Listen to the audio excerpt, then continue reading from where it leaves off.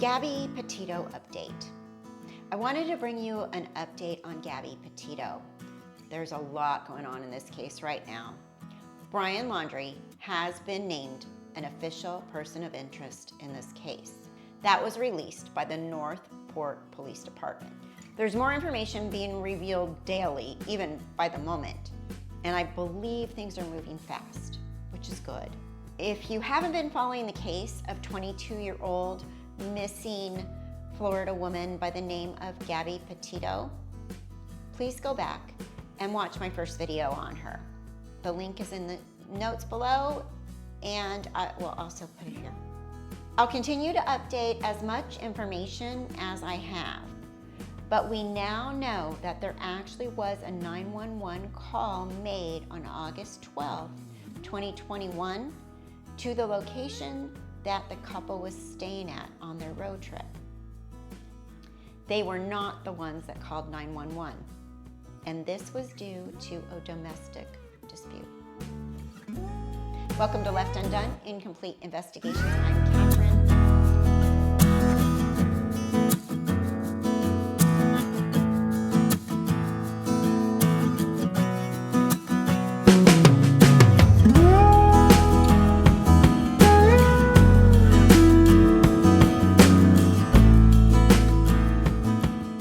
Brian Laundrie's attorney released this statement on September 14th, 2021.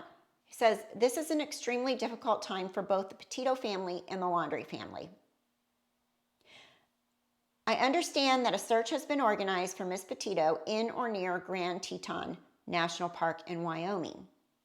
On behalf of the Laundrie family, it is our hope that the search for Miss Petito is successful and that Miss Petito is reunited with her family. On the advice of counsel, Laundrie family is remaining in the background at this juncture and will have no further comment." Now, Gabby's family released a statement, and I'm going to read you two because one's very new. She said, "Brian is refusing to tell Gabby's family where he last saw her. Brian is also refusing to explain why he left Gabby all alone and drove the van to Florida. These are critical questions that require immediate answers." Then this statement came out, Petito family statement. "Every day the search for Gabby continues. The Schmidt and Petito family become more desperate. They are frantically searching for answers and information in their daughter's disappearance while Brian sits in the comfort of his home. Brian claims he wants to sit in the background while we search for Gabby in the wilderness of Grand Teton and Yellowstone National Parks. Brian left Gabby in the wilderness with grizzly bears and wolves while he sits in the comfort of his home. In his home. Brian, how could you do this to Gabby? You selfishly remain silent while Gabby is all alone in the wilderness. Brian, your silence is reprehensible. We beg you to do the right thing and help us bring Gabby home. Brian, whatever happened in Wyoming happened. The only thing you can control is what you do now. Tell us where Gabby is. You tarnish your love for her with your silence." So that's pretty concerning. There was also a press conference today, which I will play at the end of this video for you. Brian's family seems to be shielding him from the public, from news media, and from the police department. Now, the police did recover Gabby's van. We do know that this van is Gabby's. Recovered it at the Laundrie house. Gabby and Brian had been living at the Laundrie house before they went on this trip, so they were living with Brian's parents before they went on this trip. It was also confirmed that the 911 call in August was made by someone other than Brian and Gabby during their domestic dispute. The police did arrive and there were no arrests. When this happens, the police usually encourage one of the parties to go stay elsewhere for the night. Being that they are young, I would imagine they were scared. I would think they possibly both packed up and left that night. Maybe the incident that happened, Brian got in the van that night after 911 was called due to the domestic dispute. You know, there were no arrests, so they were free to leave. And the Moab police chief did state, our officers responded to an incident involving Brian Laundrie and Gabby Petito on the 12th of August 2021. However, neither Gabby or Brian were the reporting party. Officer conducted an investigation and determined that insufficient evidence existed to justify criminal charges. Now, here's a piece of information that I find really concerning.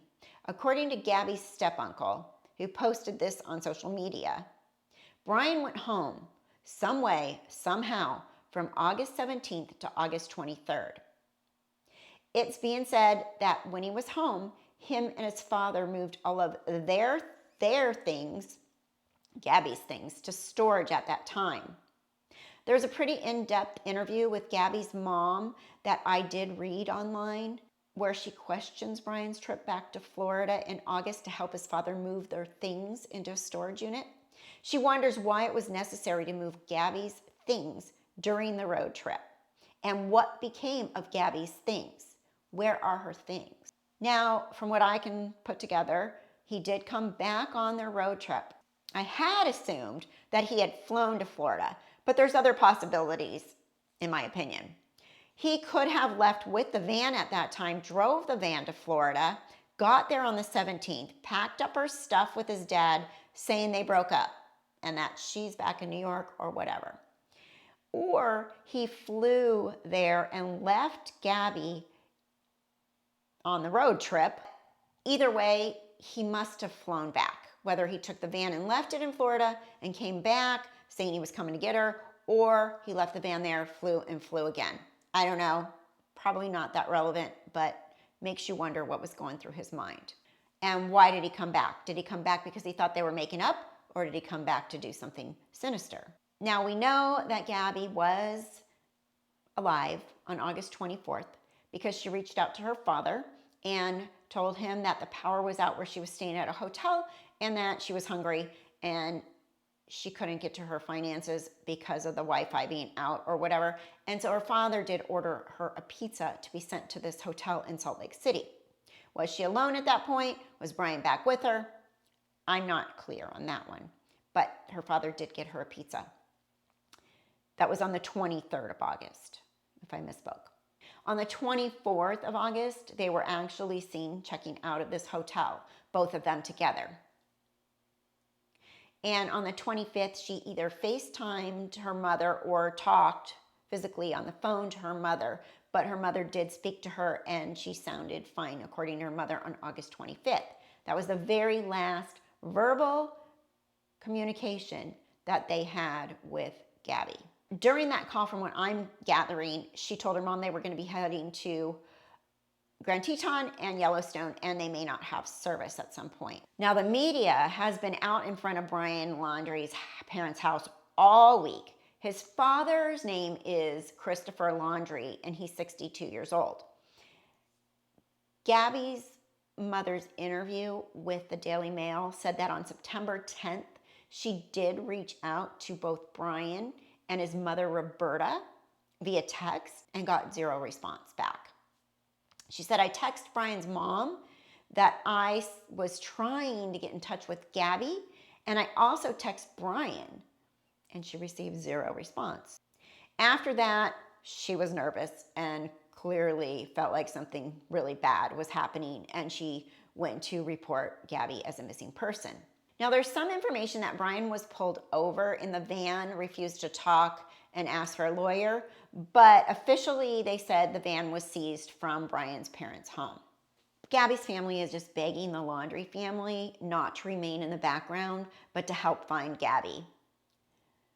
Nicole, she said, the mom, how does Brian stay in the background when he's the person that knows where Gabby is? They are imploring Brian to come forward. Gabby's mom still states she doesn't want to assume the worst. She doesn't understand why Brian's mom especially isn't being compassionate. Brian's mom was always warm and welcoming to Gabby, and she loved her like a daughter. Nicole did go on to say that they were engaged, but they had called off the engagement and decided just to continue dating because they felt they were too young for marriage. The FBI is assisting with the investigation, and they want you now, if you have tips or information, to call 1-800-CALL-FBI, or you can submit tips to tips.fbi.gov. Initially, it was going to Crime Stoppers, but now they want everything to go to the FBI. So tips.fbi.gov. At some point last night, on the 14th, Gabby's Instagram disappeared, but now it's back. I'm wondering if there were any pictures that were taken down, who did this. The media did ask the police during the press conference if they did that, and he said as far as he knows, they did not take her Instagram down. I'm wondering if it was law enforcement, did they remove anything credible, or was it Brian? Here's a new picture of the van in police custody. These pictures are found on the Northport Police Department public Facebook group. So this is new, just released literally on September 15th, earlier this afternoon. Missing Gabby Petito, Utah police say couple had a mental emotional health break days before disappearance. That must be the explanation of him going back to Florida. Let's read this.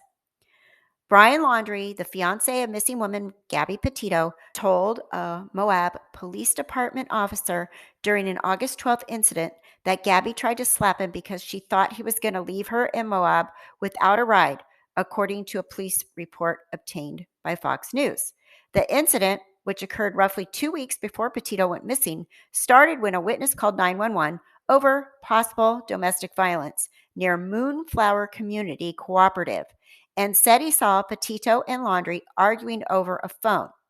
The witness said that when Brian got into the van, he saw what appeared to him as Gabrielle hitting Brian in the arm and then climbing through the driver's window as if Brian had locked her out and she was trying to find a way in. A responding officer wrote in the report. One of the responding officers said the incident can be more accurately categorized as a mental emotional health break than a domestic assault, and that no significant injuries were reported. Laundrie stayed in a hotel that night while Petito stayed with the van, according to the report. See what I was saying earlier? This came in breaking while I had filmed the earlier part of this video. Laundrie stayed in a hotel that night while Petito stayed with the van, according to the report. No one reported that the male struck the female, the report said. Both the male and the female reported they are in love and engaged to be married and desperately didn't want to see anyone charged with a crime. The uncle had put up on his Facebook page.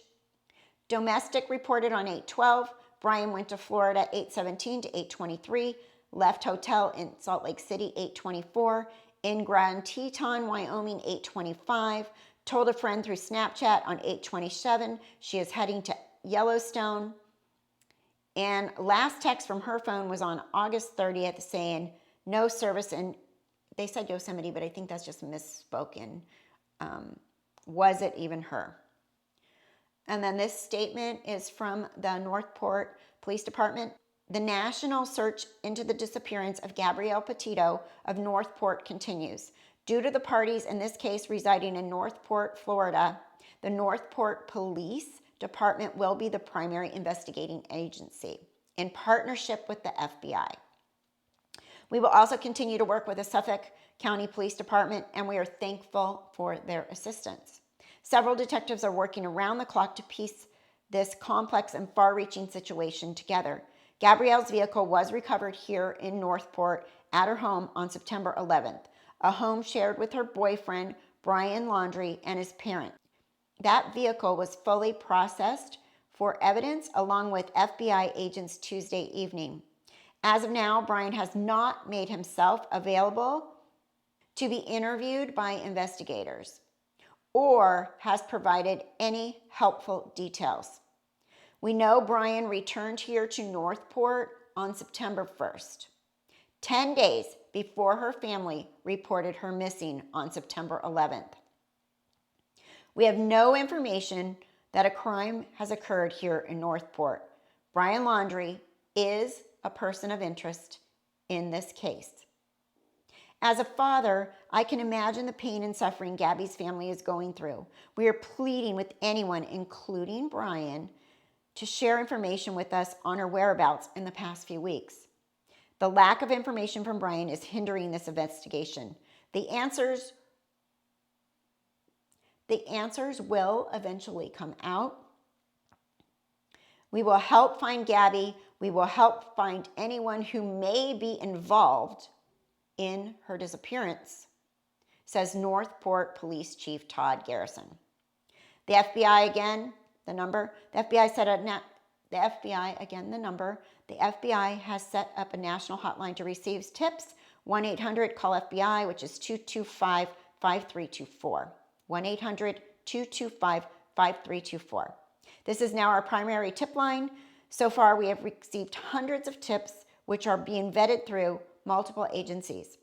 If anyone has seen the van photographed and information which might be helpful, please let us know. According to the family, they were last in contact with Gabrielle during the last week of August prior to the last communication of Gabrielle is believed to have been in Grand Teton National Park in Wyoming. Petito and Brian were traveling in a white Ford 2012 Transit van with Florida license plates QFTG03. If anybody was in those areas, go look through your pictures, see if you can see this van anywhere along the route across the country, really. Gabrielle's 22, white, approximately 5'5" tall, and 110 pounds. She has blonde hair and blue eyes and several tattoos, including one on her finger and one on her forearm that reads, "Let it be." The Northport Police Department continues to work with the media to spread the word. We have conducted interviews with all major television networks and roughly 60 media outlets in the past 48 hours. The first place that we will post all this information will be on our social media platform. Northport PD on Facebook, Northport Police on Twitter, and you may also want to follow Chief Garrison on Twitter at NPPD Police Chief. So I will leave you with today's press conference, and I will keep you updated on this case. If you're new here and you're not subscribed, please consider subscribing to my channel so that you can get the updates. Ring the bell for notifications so you will know when I post a video or I go live, and we will continue to follow this case and keep Gabby and her family in our prayers. I have a 22-year-old child, adult child, and I would have lost it by now. I would be on the floor, devastated, crying, screaming, kicking, and I probably would have punched Brian in the throat by now, minimum. So it's a really sad case. It's really scary. I hope and pray that he just left her out there and she's still alive, just lost. And I mean, it's so 50-50 in my mind right now. Not to release. I know you guys are all doing your best to get some of that info, but we really think for the integrity of this investigation that it's important that we not release everything we know when we know it. And what is the reason for naming him? Why did you guys take over as lead agency? It just made more sense. The family, first of all, the agency in Suffolk County has been fantastic. No issues there. This was just a situation where that happened to be where the family reported Gabby missing, and the fact that the van is here and both of these people that are surrounded in this case are Northport residents, so it just made more sense. We definitely processed that vehicle yesterday with the FBI. Certainly there was some material in there that we'll be going through. I don't know that we're at a situation of releasing all of those details. I think everybody in this country apparently is concerned for Gabby's well-being. We certainly have had an abundance of media attention from across this country, every major news network. I mean, it's not too often we have 15, 20 cameras and reporters sitting out in front of the Northport Police Department. So, yes, I think the answer is we are concerned, and we're working as quick as we can to get a resolution to that.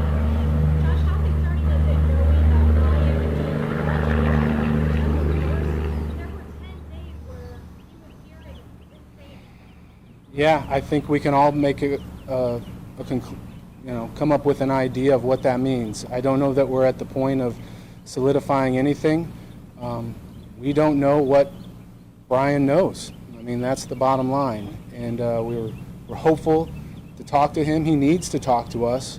We need to know exactly where he was, where she was, their last locations. And the fact that he was back here for 10 days, there was, again, the family reported her missing 10 days later. Do you know exactly where they're on? Let's spread it around. Yes. Status on a search warrant of the home? There is currently no search warrant on the home of Brian's parents. Where was the car found? Was that his house or her house? Correct.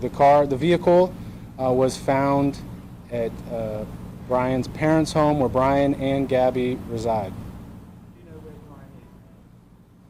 Brian is now? I don't know. It's minute by minute. At the moment, no, I do not.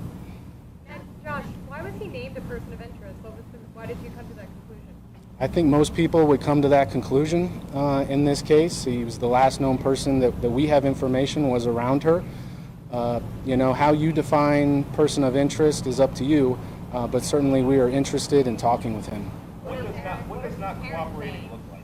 One at a time. Who's going? You've gone. What does the non-cooperating look like? What is he? Okay, so here's the situation that happened. We went to the door Saturday night. We asked to speak with Brian and his family, and we were essentially handed the information for their attorney. That is the extent of our conversation with them. It's my understanding we have had some conversations with his attorney, but certainly nothing to the level of providing us the details that we would like. How are you planning on getting those details? Well, look, we all have rights in this country. We all have the Fifth Amendment right. We're hoping that people just do the right thing. What do we know about the details in Utah of this alleged response from the Moab Police Department? Yeah, I don't have a whole lot of information on that. I know that there was an incident in Utah prior to this.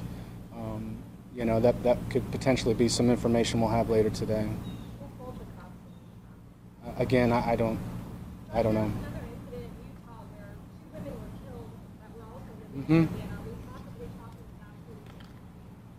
about who? I've heard that theory. I am unaware of us linking that at this point to that. And what extent of information has the lawyer provided to you? I don't have those details. Josh, yesterday you said you guys were sifting through data and trying to find really a timeline. Have you guys been able to find her cell phone? That is something that we are wanting to locate for sure. We've got detectives working around the clock with the FBI, using every technological resource known to man. I don't know if that answered your question, but Neighbor or detectives were going door to door talking to his neighbors yesterday. Are you able to share what that was all about? that was because of you guys. The neighbors have certainly been inundated by the media. I think that they have had numerous people knock on their door and drive in their yard, so I respectfully ask you I understand you have a job to do, and we certainly respect that, but obviously people there are being impacted. Josh, what would you say to anybody out there that may have seen Gabby and Brian? What would you say to them if they have information for them? Sure. Well, we now have this new tip line that we're just want everything to funnel through. So 1-800-CALL-FBI, that's what we're hoping for. That will really help us streamline things. I know in the past we've had some FBI connection and a Suffolk County Police Department connection, but now we're really hoping to use this one particular tip line. The FBI can help us vet. As you can imagine, we get a lot of goofy phone calls and stuff like that that really aren't helpful, that really send us down some rabbit holes that are just a waste of our time. So I really hope that if you have something viable, to reach out to us. Are any of your detectives out west helping, or are they all here? I'm unaware of that.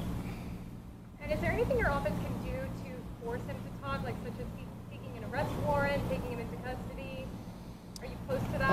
I think we're just pleading with him at this point to please speak with us. We need to understand those details.